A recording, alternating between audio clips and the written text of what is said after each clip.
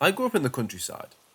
Most of my relatives were firm believers in the paranormal, to the point some treated the topic as something completely normal and even mundane.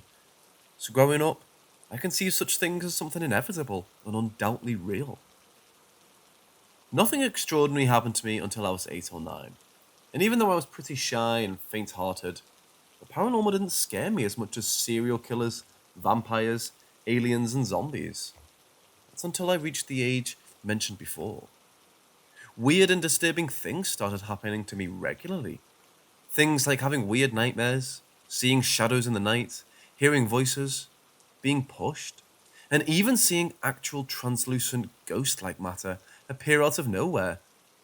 Needless to say, being as fearful as I was, the whole deal hit me extremely hard to the point I became depressed and started considering suicide at 10. But time passed, the situation improved, and I became an awkward teenager with a lot of ghost stories to tell, and some degree of resentment against the paranormal. I went to study psychology, and that gave me the tools to dismiss all my childhood experiences as mere neurological anomalies associated with brain development. That notion changed dramatically when I was 17. Back then, my family was passing through quite a rough time. Everyone was stressed and unhappy, mainly because we found out my dad was having an affair. One of many nights of tense calm, my sister was brushing her hair in her room when she noticed there was a woman reflected in the mirror she was using.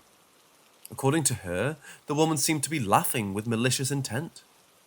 My sister went into shock, and it took a couple of hours to make her speak about what happened. I dismissed everything as the confabulations of a very stressed teenager and just ignored the whole deal. A few months later, I was about to enter my house when I noticed something, a human face in the front window of the second floor, which happens to be my sister's room window. At first glance, I saw the face of a woman and immediately thought it was my mom. Without thinking much of it, I waved at her. I was then noticed that whoever was in the room wasn't my mom. She was younger, paler, skinner, with straight black hair. She looked at me casually, waving at her with a clear expression of surprise, which rapidly turned into fear. Then she went behind the curtains, as if she were trying to hide from me. Initially, I thought she was a friend that was staying for the night. I went upstairs, only to find both my mom and my sister dead asleep in my mom's bed. In that moment, something told me that there was something bizarre going on, so I woke them up and asked them about the woman in my sister's room. I was told there was no one in there. I suddenly realized I had seen the same ghost that terrorized my sister months ago.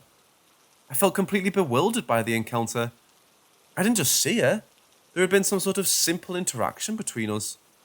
It meant that whatever it was sentient to some extent.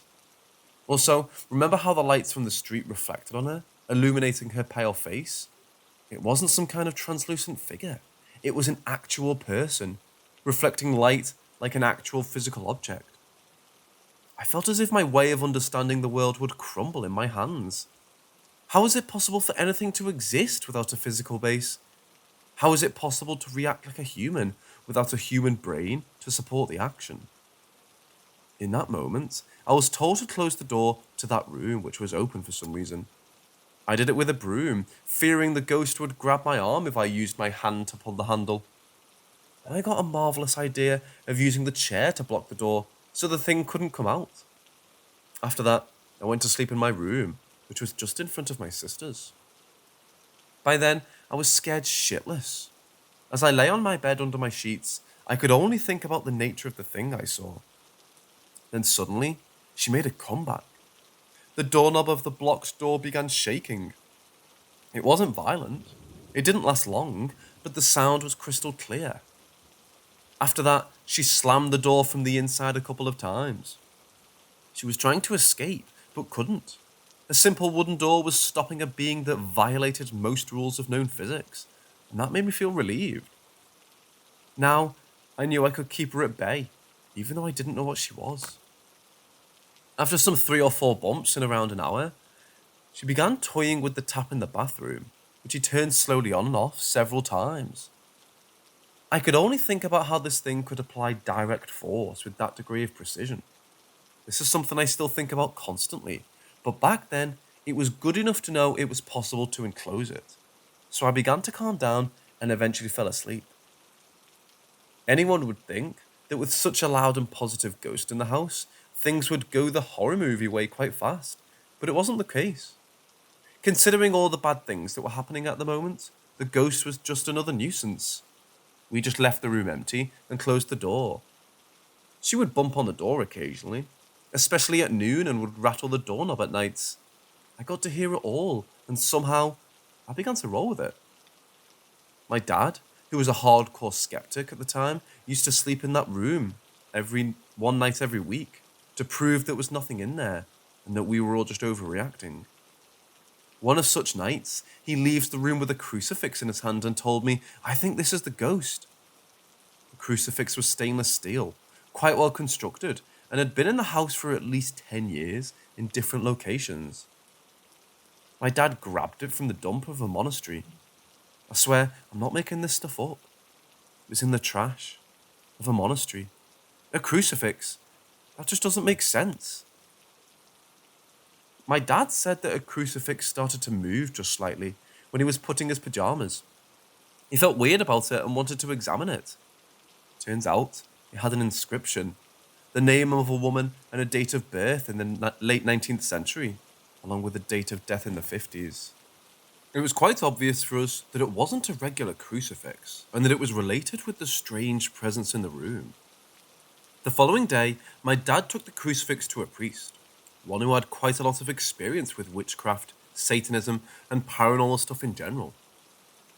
He told my dad that what we had was an engraved crucifix, one that was put in the hands and over the chest of the deceased back in the day. Most of them were made of aluminium or stainless steel, so the extremely corrosive conditions of a decomposing body would not damage the piece over time. He also told me that those crucifixes were particularly sought for witchcraft and powerful black magic. At first it sounded straight from The Conjuring, but it made sense. We were much more worried about getting rid of that thing than about the occultist nature of it. I remember telling my dad, that is why it was thrown away by the monks. Why would a Catholic monk throw a crucifix to the trash? And he smiled and said, "Makes sense," with a guilty grin on his face. As far as I know, the priest threw the crucifix into a river to purify it and left it there. The room went back to normal, and eventually my parents divorced. It wasn't a great time, but it was necessary. My sister is still in that room, and after the crucifix was removed, nothing supernatural ever happened again. Needless to say, my conception about the world and the experiences I had as a child was shaken to the ground.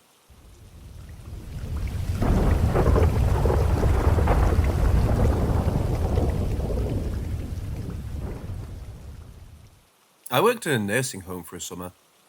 There was a gentleman who would go into detail about seeing his father, who had been dead for 40 plus years, walk the halls of one of the units every night, just pacing. This man was also one who could just point at any other residents, and within that week, they would pass away. I'm not inclined to think he had any power, just some idea it was getting close to their time. Happened multiple times, though. Another lady I served struggled with some kind of dementia, but her words still creeped me out nonetheless. I was taking her order and would ask her how she was and what she was up to. I had asked what she had planned for the rest of the night. She mentioned she was going to talk with her daughter. I assumed it had already happened as visiting times had ended, but she continued on to say, "Yeah, she watches me through the window at night." Now these next two both happened within the span of maybe 2 or so minutes. I was the last one in the kitchen, the lights were off, and I was getting ready to go when a loud bang occurred. As I turned my back, I looked and saw a tomato slicer had fallen off the table. A tomato slicer that had rubber pegs to stop it from sliding, that also weighed enough as to where air or a breeze could not push it. I picked it up and set it down, to see out of the corner of my eye a white apparition. It was gone as soon as I looked back, but these are just some of the weird stuff that happened at the nursing home I worked at.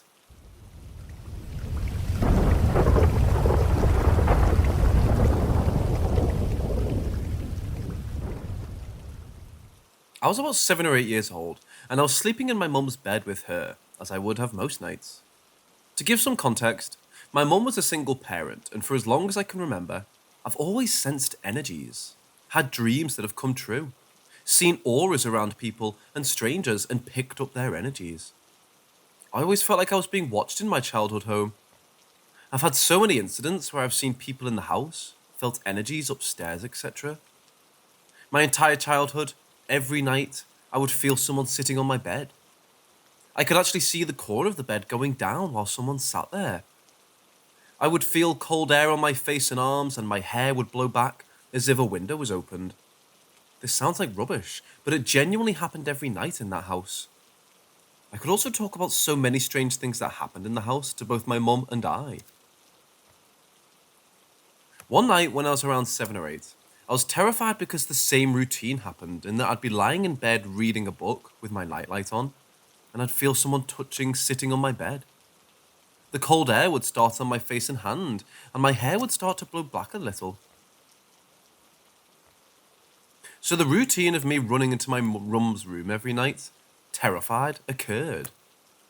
While we were sitting, talking in her bed, aka her trying to calm me down, what can only be described as glitter started falling from a ceiling. Instantly, I felt calm and happy. I put my hand out and started trying to catch the glitter, but as soon as I did, it would disappear from my hand. I looked around at my mum and she said, "I see it too." We both laughed. We didn't even question what was happening or where on earth this random glitter was coming from. We both felt so happy, so calm. It was absolutely bizarre. After this night, my mum started to talk about things that would happen to her, such as feeling energies, seeing auras, how she was sometimes visited by an angel called Michael who told her things that came true. He told her that he was her guardian, and on a visit one night when I was a late teenager, he told her that once a building in our area was built, that she would be told she had terminal cancer, and that would be because she had a job to do in the other vale, so they needed to call her home. She told me that she would have dreams that came true, and told me she didn't want to tell me at all at such a young age. But after the night with the glitter, she knew it was time I knew that I wasn't going crazy, because the same stuff happened to her and the other girls in my family.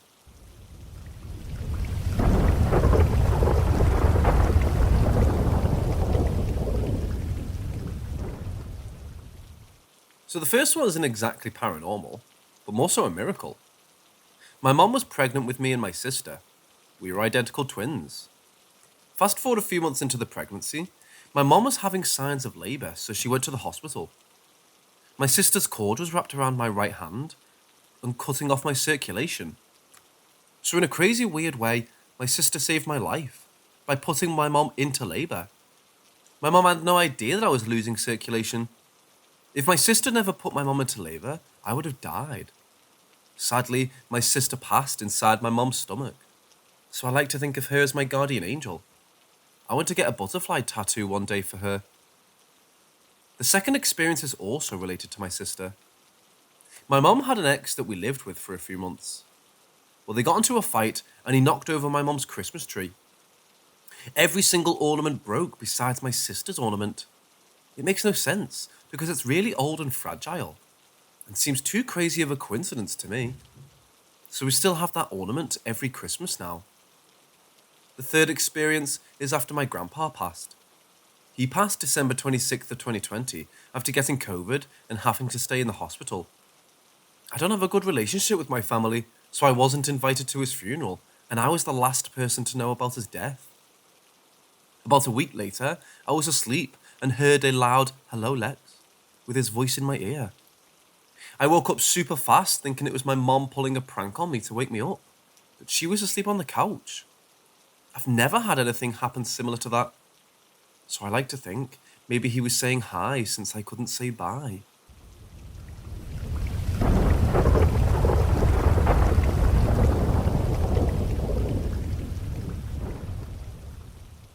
I've lived in my home for about 10 years now and never had any strange experiences until the last few months. A bit of relevant information. I'm familiar with all dogs within at least a 2-block radius of my house. Most are smaller, not your typical howling breeds.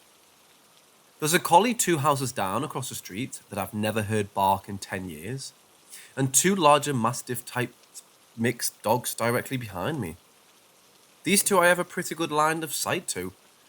I can see them from my kitchen, dining room, and son's room when they're in the backyard, and I can also see into the den they hang out in my neighbour's house. Either way, a few months ago, I started hearing a random howling. It sounds muffled, like it was through a pillow. At first I ignored it because there were dogs around and it wasn't prolonged. Eventually, I noticed it would only happen in the morning, after I was the only one at home, but it was still sporadic enough that I didn't think much of it. Little by little it's gotten to me. I've been getting an uneasy feeling whenever I hear it, and I started paying more attention to it. It sounds like it's coming from outside, from the direction of the two large dogs. So I started checking up on them. First I noticed that as soon as I go outside, I can't hear the howling. It's almost like an inside noise that's been made to sound like it's outside. Second, whenever I check on the dogs, they're outside lounging and not in distress. I've even checked the outside security cameras to see if I can catch them howling, but it's clearly not them. I've really tried to not think much of it, especially since it only happens when I'm alone in the morning. However, on Monday, my son had a day off school and he heard it as well. This time, I poked my head out of the corner, and I couldn't hear any howling, but my son insisted he could hear a muffled howling inside at the same time.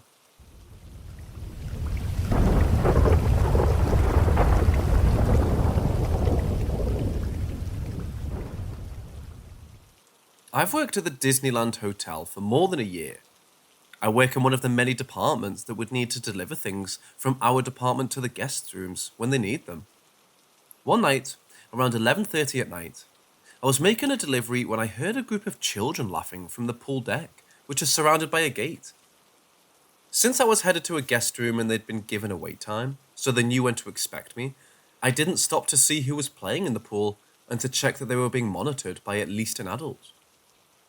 After delivering what the guest needed to the room, I headed back to where I was supposed to be waiting, when I heard more children laughing from the pool deck, as well as some splashing.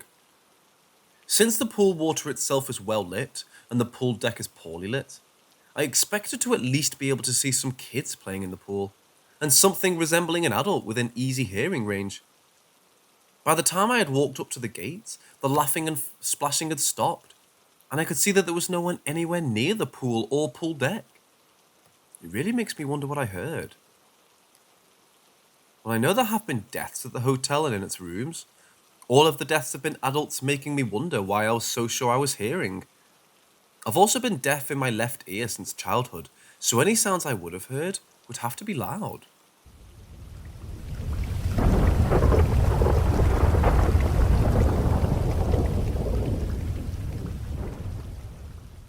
One of the slightly less famous haunted places in Colorado is the Third Bridge.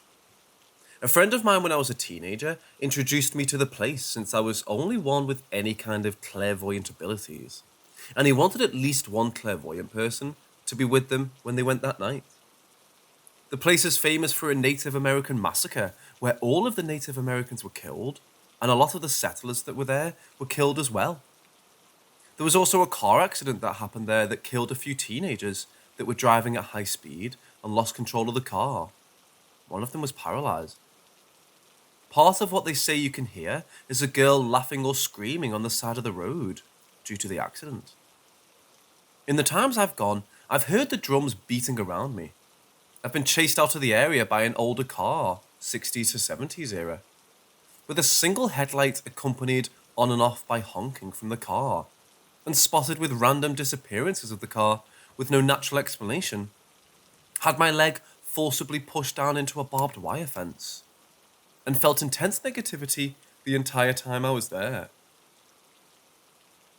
One night during the summer while I was heading there, when the windshield fogged up and was very hard to defog, even with the defrost on high, despite it still being 80 degrees that night with no clouds in the sky.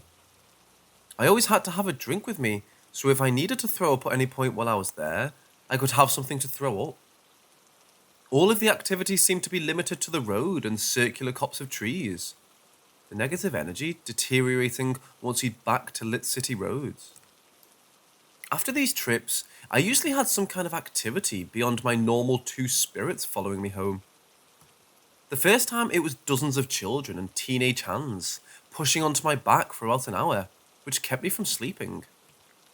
After a few occasions, I would hear loud bangs happening in a room I wasn't in, and when I went to check on what fell, I couldn't find anything out of the ordinary, and there was nothing that had fallen. After one trip, I had been doing laundry, had gone downstairs to make food, then walked back up to my bedroom, which is past the laundry room. When I looked into the laundry room to see why the washer had stopped, and discovered the lid was open and sitting in a normal upright position, like it was being loaded. I was the only one home at the time, so it shouldn't have been open at all. I would occasionally also hear my name being called, despite being the only one home besides pets. I've since moved away from Colorado to California and can no longer visit the third bridge, but last night, something interesting happened. I'd been preparing to go to bed at 3:30 in the morning, and after flipping off the lights, I was struggling to find a comfortable position to sleep in, when a female voice whispered my name into my deaf ear. I almost immediately sat up and looked around the room to find it empty.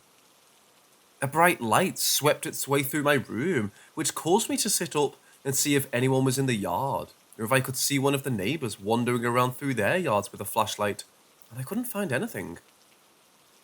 I ended up grabbing my bear spray next to the bed, just to ease myself into sleeping. The place used to call me back at least once a year, and I could usually be okay with not visiting for quite some time. I hoped when I move out of state, I wouldn't hear myself being called by anyone other than my normal two ghosts, but it's weird I heard a woman. I almost wonder if the place could be calling me back like it always used to, or it could be a new haunting.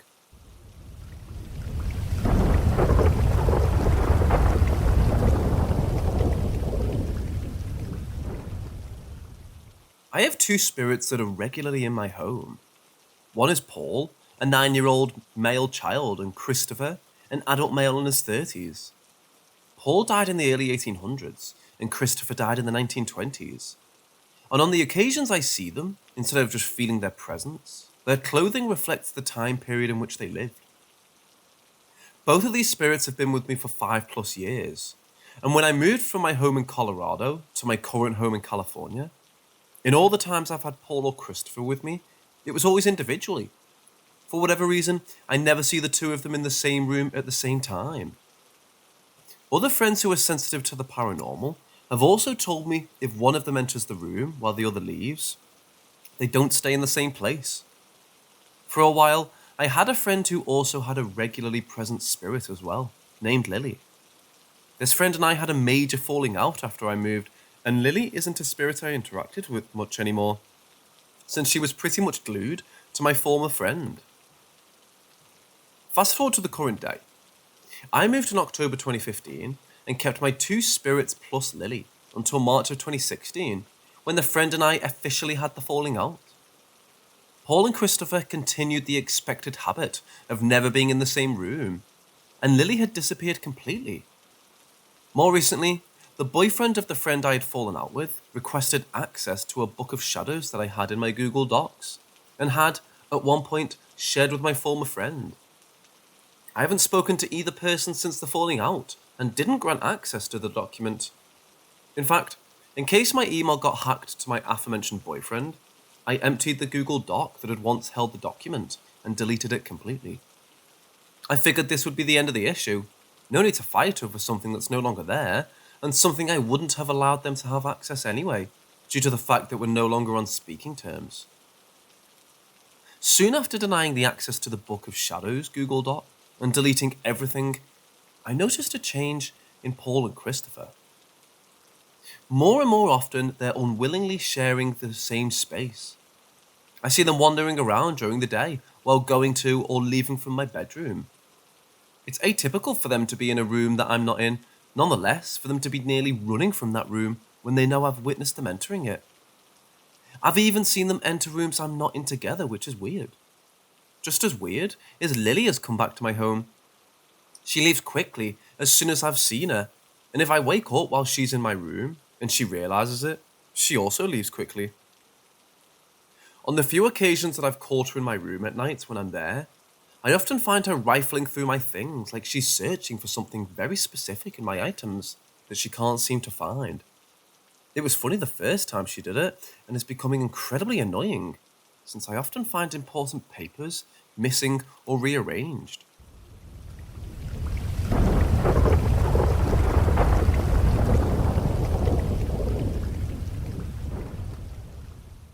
Some background. I never learned to swim as a child out of pure childhood stubbornness. I won't learn to swim as an adult because I think pools are nasty. One of my regular haunts at home is a 9-year-old boy. Due to a huge difference in hand size, I know the spirit was completely uninvolved in this story. I didn't expect to experience anything when I paid the $30 fee to do the haunted tour of the Queen Mary. I really wasn't expecting to experience anything on the tour. I figure a lot of these tours just like to play up the history of these places, and in cases like with the Queen Mary, like to play up on the long history of natural and accidental death that happened to happen on that particular piece of land. Most of the tour was pretty uneventful and passed quietly as our rather quirky tour guide walked us around and told us about the history and hauntings around the ship. He shared stories about some of the deaths and some of the hauntings that had been reported to staff over the course of years, as more and more people took these tours. Overall, it was very interesting and very informative. Over the course of the nearly hour-long tour, there was a lot of history that came into play, and it was incredibly informative. There were 3 kids that were on the tour as well. They were really, really well behaved. So well behaved, in fact, that I had completely forgotten they were there at many points as the tour happened. The last stretch of the tour centered around the pool deck, where the quirky tour guide had the most stories to share, which included seeing people lounging by the pool, and people seeing wet footprints appearing on the pool deck, despite not seeing anyone on the pool deck to make them. He brought up a little girl named Jackie, who tended to haunt the pool deck. There was nothing showing a young girl with the name Jackie had boarded the ship at any point, and no record that a little girl named Jackie had died on the ship. This didn't really seem to be entirely shocking, since it could easily be enough for a busy ship hand or two to just forget to record her name in any records, or for her to possibly be smuggled on board the ship in a trunk, so no one would notice the extra passenger on board. Doesn't seem completely absurd when you consider this was a luxury liner on par with the Titanic.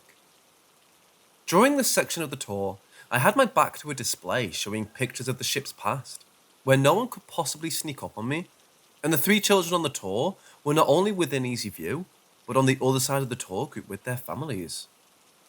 The guide has moved on from Jackie to discussing the hauntings of the engine room, where I feel a small child's hand grab the pointer finger, middle finger, and thumb of my left hand and begin pulling me back in the direction of a bar, which was located behind me.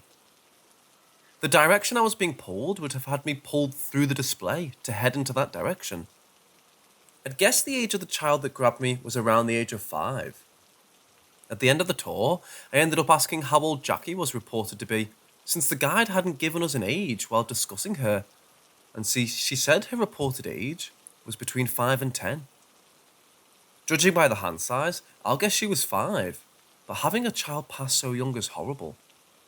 I feel like the poor little thing didn't get as much life as she deserved, and feel even worse when they're haunting an area.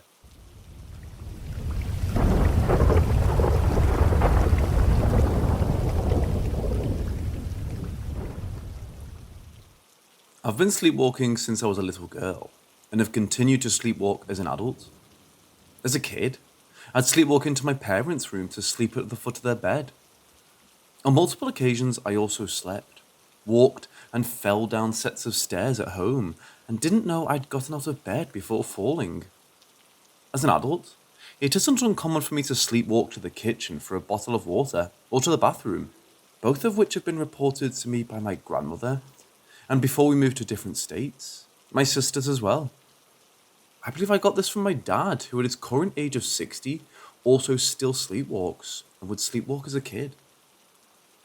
As a kid, I didn't really associate this with anything paranormal, just a normal growing kid who had a habit of getting out of bed, without knowing it, and doing things. Not weird. As an adult, it changed a little bit. I stopped falling downstairs for the most part, give or take a few occasions. Most occasions when I fell down sets of stairs sleepwalking, it felt like I did when I was a kid. As far as I knew, I was asleep in my nice warm bed, and then I was actually throwing myself down a set of stairs. Never ended up injured, minus a bruise or two, but nothing noteworthy. The change happened with times I almost fell down the stairs. I've been walking through my room, which was down a hallway and around the corner from the stairs, when I felt a hand on my shoulder waking me up and keeping me up from continuing. I would look around me to see who in my family had woken me up to find me sleepwalking and kept me from falling down the stairs, and always found no one. My sisters were always in their rooms, which were near mine, and my mom was still asleep in the master bedroom, which is near the stairs. My dad usually worked night shifts and was usually at work when these incidents happened. I'd like to think that these hands were just part of whatever dream I'd been having before waking up, that my mind added them in to make sense of why I was near the top of the stairs and was waking up there. I was fully awake when I started looking around for who had grabbed me, and I'd still felt the hand there on my shoulder stopping me. I can't seem to make sense of what would have grabbed me and stopped me from falling if there was no person in the room.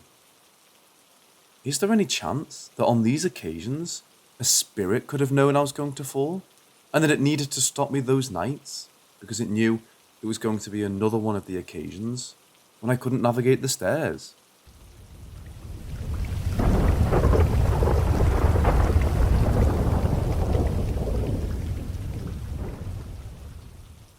For about 5 years, I worked in a grocery store chain that has a few 24-hour stores and most often took the swing shifts, 3:30 to midnight.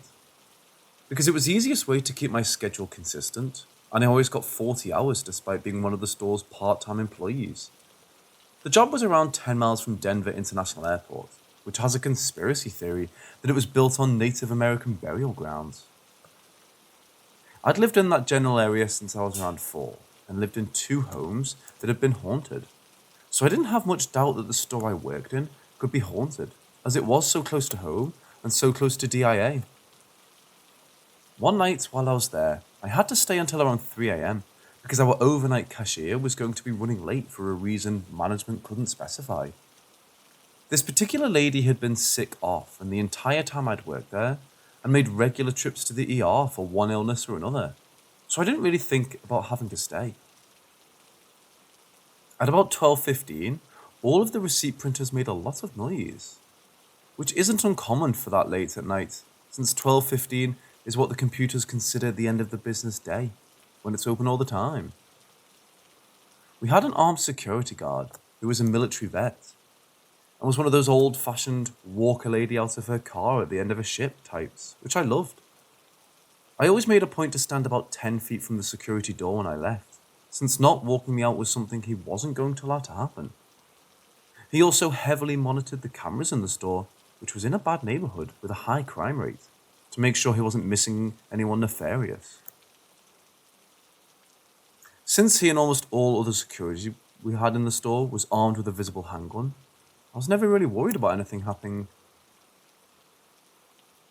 At about 2 a.m., the store usually completely died out, with the exception of a few night crew stalkers.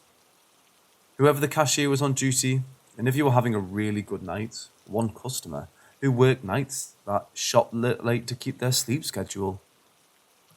I was boredly staring back and forth between a candy rack in front of me and one of the night crew guys who I thought was kind of cute, when I watched a cardboard display of gum move a little. This being Colorado on a clear night with no wind, no earthquakes, and nothing anywhere near it to topple the display, I zoned in on it. I stared at this display for I don't know how long, trying to see if the stokers moving boxes around in the aisles nearby were messing with weak legs of the display. But there was no movement from the display, no matter how hard any of the boxes hit the floor.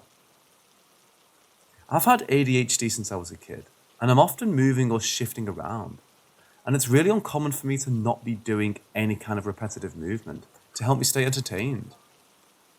Since I was so busy intently watching the display to see if it was going to move again, I hadn't thought to shuffle like everything was normal, in case the security guard was watching the tills in front of me, which he turned out to be. This particular guard had worked with me for at least 2 hours a night, for around 3 years at this point, and was very aware of what normal behaviour for me. I hadn't heard the security door click behind me or heard him walk up because of my hyperfocus, and he asked if everything was okay. I said yes, and didn't mention the display moving, since he was notably afraid of the paranormal, and didn't mention the display. Do you think the burial grounds being so close to the store would have made one of them want to be noticed?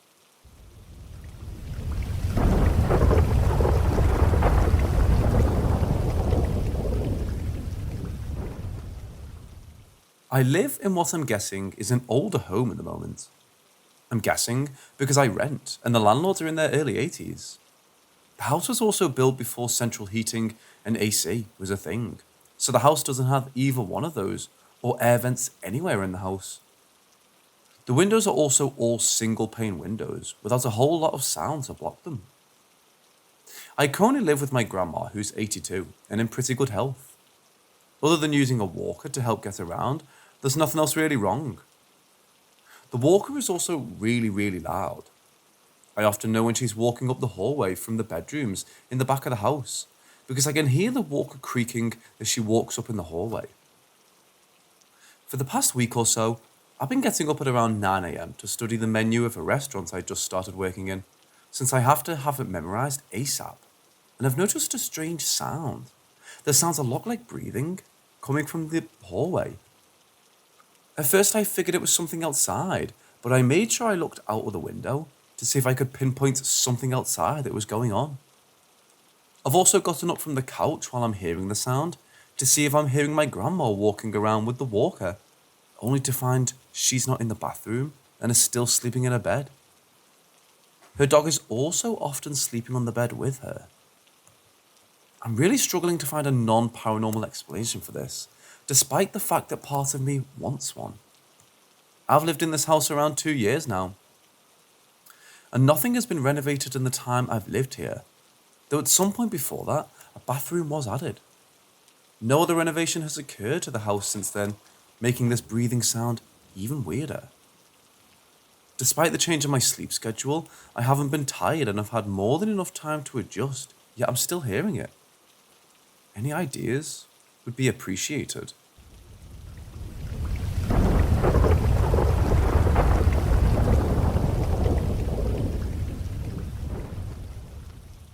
I have a friend who had something weird happen health-wise recently. A few months ago, she started having a few issues. Her blood sugar was too high and her kidney function was way too low. This friend drinks anywhere between 12 and 20 sodas daily and is informed by both friends and her doctor that she needed to seriously cut back on the soda. She sees her primary care doctor around once a month or so they can monitor some degeneration of the discs in her back. So they know when to fuse more of them surgically and to keep track of how the gnarly painkillers she takes affect her health. Fast forward to about a week ago. She's wandering around the home she shares with her parents and her child when she basically gets extremely violent and incoherent. Her parents dial 911. She gets taken to the closest DR, which is a town or two over, and they found out she needs to be put on heart medication for life and needs a heart monitor as well. Neither her or her doctor, who she'd just seen days before this incident, had any reason to believe there was anything wrong with her heart before this point. She's noticed some signs of haunting in this home her entire life. I've been hearing about them for the 8 or so years I've known her. Most of the stories I've heard have involved toys without batteries, wiring, or any ability to move on their own, moving across the room. Her daughter also has one of those toy lawnmowers with plastic balls on the top that make noise when the kid pushes it, which has now made noise a few times when her daughter is very noticeably at her ex-husband's for the weekend. She lives in Minnesota, which doesn't have earthquakes, and these incidents always seem to take place outside of tornado season. As a teenager, she remembers seeing a black shadow behind her in the mirror as she brushed her teeth. She'd turn around and the shadow would be gone, and she wouldn't see them again for at least the rest of the day. She seems attached to the idea that, despite not seeing things for more than 10 years and never being able to look directly at them, that they might be linked to her heart problems. Is there any way that they could be linked?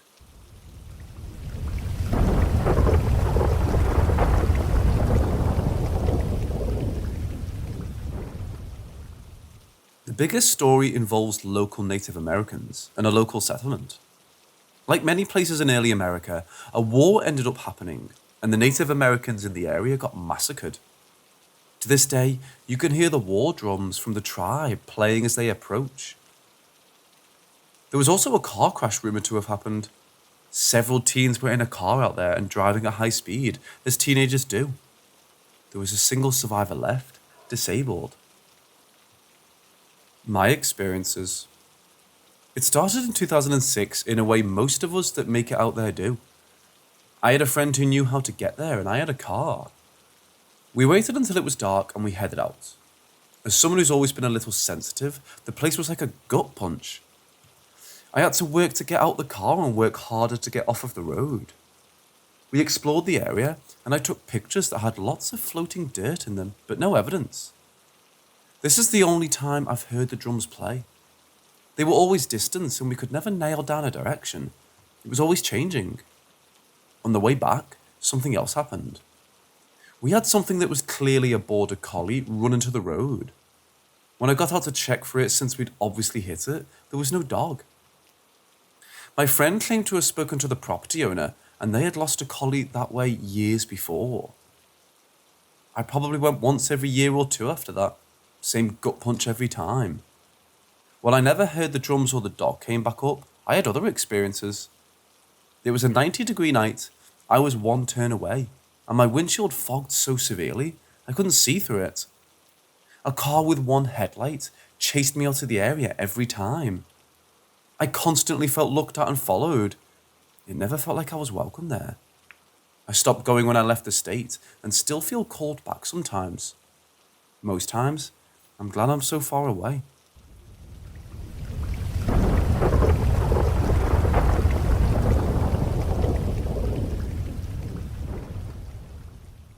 I'd like to preclude the story with the fact that my family, on both sides, has mental health issues. Bipolar disorder is heavily on my mother's side, and the schizophrenia that an uncle had until its passing in 2011. I've never seen a professional and can't confirm this wasn't a blip based on family history. Now, onto the story. I lived in a large 2-story house in Denver with a lot of large windows and 3 sliding doors. I remember my parents complaining that a house with nearly 30 windows should come with 3 curtains because of how high the bill ended up being. If the sun was up like it was on this day, it was bright in the house. The smallest windows were in our bathrooms, and they were still large enough that your average adult could still use them to escape the house. It should also be noted that the youngest person living in the house was 17, and while one of my parents' friends had a young child, he was 3. One morning in the middle of the summer, I was in the ground floor bathroom brushing my teeth around 11 a.m. This was a day so sunny, even the view of the golf course I was on was bright enough to blind you. Eventually, spit into the sink in front of me and looked over my shoulder in the mirror because I felt like I was being watched. What I spotted was a young boy around 9 standing behind me in clothing that appeared to be from around 1905. I immediately whipped around, assuming my home had either been broken into or this kid knew my immediate neighbours and had come for help when they wouldn't put their guns away but found no one. I wandered the entire house to make sure there was no child, and there wasn't. I still can't explain why I saw this apparition.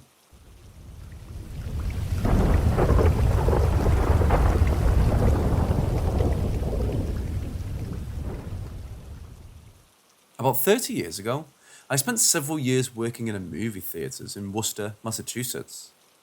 My favourite was the huge old building that had been chopped into 4 separate cinemas. It had been a beautiful theatre back when it was built in 1926 as the Poly Palace.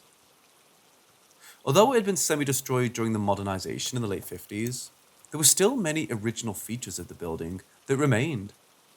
As a manager, I had been using a big keychain that gave me access to the entirety of the building, and I spent countless hours exploring nearly every part of that building. The building had attics and basements and crawl spaces. There was an area in front of the building on the 2nd floor that had 2 or 3 abandoned businesses that had been walled off. There was a music store and a ballet studio, and maybe an office. There was also a bathroom. Everything looked like it was from the 1940s or 50s.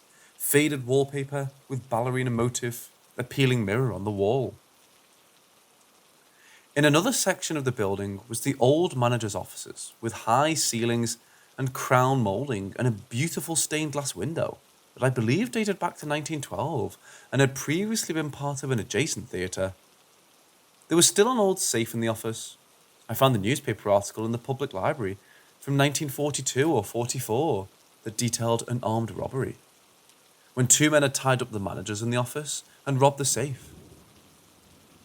We used the old manager's office to store giant 30-gallon bags of popcorn. There was a sort of crawl space under the box office that was accessible by lifting a hinged plywood panel and climbing over a 4-foot wall. On the other side were the remains of a couple of basement rooms with broken concrete and bricks strewn about. In one of those rooms, I found an old flared Coca-Cola glass in perfect condition.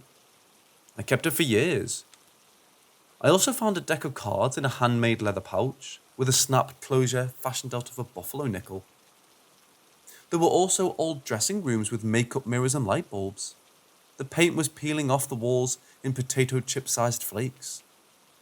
As you can surmise, the building was purported to be haunted. The head manager claimed to have had ghostly experiences. I'll start there, I guess. When the building was remodeled in the late 1950s, the men's room in the basement was converted into the manager's office. One night, while closing up, the manager made his way up the stairs to the main lobby. As he emerged, something caught his eye. Way up by the ornate 30-foot ceiling, he saw an apparition floating there. It disappeared into the ceiling. Terrified, he ran back down the stairs and hid in the office until daylight. Another time, he was again working late. There were several arcade machines in an area of the lobby, and they were normally powered off when the last shows were in. As he climbed the stairs, he heard all of the machines making their electronic bleeps and bloops. He was annoyed that the usher had failed to turn off the machines before punching out, and realised that he'd have to go turn them off himself. As soon as he opened the door, the noises stopped dead. Looking across the lobby from where he emerged, the machines were all dark. They were indeed powered off. A projectionist claimed that he looked out of the booth window one night in the big theatre upstairs, while shutting things down, and saw a face looking in at him. I take these stories with a grain of salt. I was always skeptical of those based on the sources. Here's my experience. I was obsessed with the history of the building and would research newspaper archives for articles about it. There were rumours that a stagehand had died there in an accident during the time that it had been a vaudeville theatre. I was never able to confirm that. I had talked about the building to my mother, and she in turn happened to discuss it with a woman that she worked with. That woman claimed to be a psychic or clairvoyant, or maybe just that she would get feelings about things. She told my mother that she had been to that theatre, and that she felt that someone had indeed been killed there, and that his name began with the letter M. My reaction was, okay, sure, she sounds nutty. Sometime later, I was the sole manager on duty on a slow night midweek. I was alone in the office in the basement. The 7 o'clock shows were in, and I was doing paperwork. The intercom buzzed. It was the box office cashier calling to tell me that I had a phone call. I asked who it was, and she said that she didn't know. I hung up the intercom and pushed the button for the main incoming line, where the call was being held. The earpiece erupted with loud, close squealing and static. I used the word close because it was so loud and distinct that I assumed that it was something wrong with the telephone PBX in our building, rather than the line itself or the caller's phone. It was just the impression that I had. "Hello?" I said. Nothing. Just more squealing and static. "Hello?" I repeated. "Hello," a man's voice said, calm, flat, distinct. Then nothing further. Who is this? I was a bit perplexed. All of the noise on the line and the caller seemingly reluctant to speak. "This is Mike." Calm, quiet, not shouting over the noise of the line. Quiet, audible and clear. Then nothing but the awful squealing and static. I waited a few seconds for the caller to continue. After all, he called me. Presumably there was a reason. Nothing.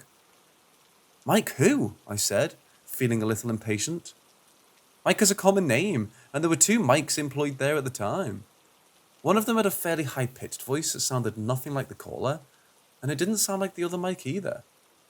The line abruptly went dead. Silent. The squealing and hissing stopped. I waited. No one called back. I called Sandy, the box office cashier, and asked if they had asked for me personally or just to speak to the manager. She said that the caller had asked for me by name.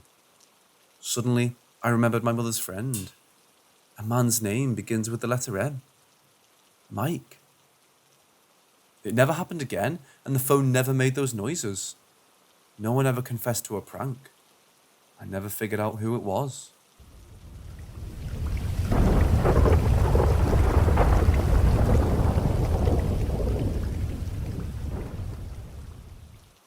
More than 20 years ago, my then wife and I took a trip to Savannah. We stayed in a bed and breakfast that consisted of two large townhouses separated by a beautiful lush garden. The innkeeper told us stories of strange happenings that occurred in the building. Of course, just about every bed and breakfast is haunted, as that tends to increase the appeal with the kind of person who likes to stay there. The inn was built in the 19th century and sits in the beautiful historic district close to Forsyth Park. Savannah is supposedly a very haunted city, with ghost tours and stories galore. If you spend time there among the old houses and moss-draped trees, it's easy to start feeling ghosts. The inn is beautiful, and thinking back, it might have been the second time we stayed there. It's my favourite place in Savannah, and was always a wonderful experience. The staff were very friendly and professional. I don't necessarily enjoy chatting with other guests, but I do like to talk to the staff. The room we were staying in had a little balcony overlooking the street. We went out there after dinner, and within 30 seconds, a very large flying beetle smacked right into my forehead. Okay, time to get inside. We didn't experience anything ghostly or unusual at all that evening. But the next morning, the bathroom had a nice clawfoot tub with a shower curtain around it. I was showering the next morning in the tub, and when I stepped out, I caught a glimpse of my reflection in the mirror, and my heart almost leapt out of my chest. The mirror over the bathroom sink was covered with a light coating of condensation, but I could still see my face clearly reflected. The odd thing was that my eyes appeared almost completely black. The effect was, for lack of a better word, demonic. It was my face, but the eyes were downright terrifying. When I overcame my initial shock, I took a closer look in the mirror. I figured out that although the features of my face were reflected accurately, for some reason, the pupils of my eyes were highly magnified, so that in the reflection, they appeared to fill the entire diameter of each eye. The effect was really frightening.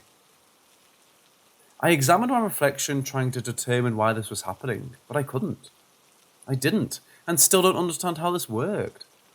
I'd never seen it before, and it's never happened again. I called my wife in to show her and observed the same thing happening with her eyes.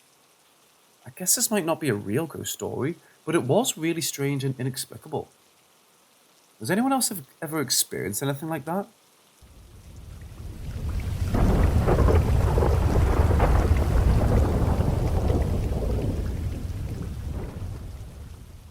April 25th, 2016. I'm working as a waitress at this little dying Irish pub and restaurant in Poughkeepsie, New York. I had the morning brunch and lunch opening shift and had finished my side work. It was usually so dead, there wasn't much of anything to do except stare at my phone or do schoolwork. I was standing at the waitress station with my back to the kitchen door. I was messaging and Snapchatting. We weren't quite open yet, when I heard the doors of the dining room open and the floor creak from across the room. I was in the middle of taking a selfie and had looked up to see who was coming in. When I looked up, there was no one. Stared. I went through the dining room doors, through the corridor to the bar room. I asked the bartender if anyone had just come in. She said no one had been in yet, likely because we weren't open for another few minutes.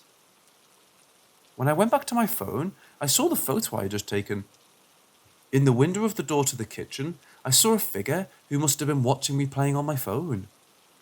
I went into the kitchen to ask the cook if someone was back there who matched the description of the figure in the photo. He said it had just been him back there. My guess is the window is about 5'7", because I'm 5'4", and I had to stand on my tiptoes to look through it. Nobody in the building matched that figure's physical form. The only two people in the building aside from myself was the female bartender with big puffy shoulder-length hair, standing about my height. The other was the Puerto Rican cook, who was shorter than me. After the initial shock, I wasn't too bothered. I constantly worked late shift by myself and frequently heard whispers, creaking floors, bumps, and knocks without explanation.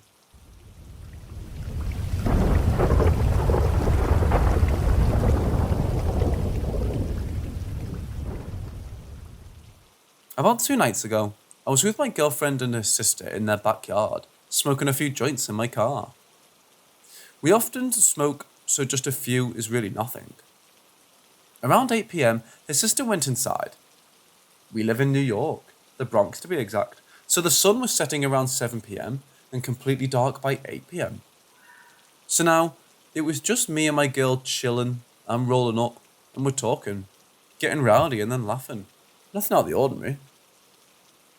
In her backyard, there's parking for about 4 cars, but they were all out, and I was parked closest to a neighbour's fence, on the right, facing the road, so I can see all the way down the driveway, and directly behind me is a mesh fence that you can clearly see through. Through that fence is a church. Over on my right is her neighbour's yard and a garden that you can see in. I'm saying all this to let you know, I had a great view of her entire yard from the front to the back, and the sides, so I could have seen anyone or anything coming easily. Well, while we're talking, out of nowhere, we both hear a whistle. About 2 seconds long, loud and clear.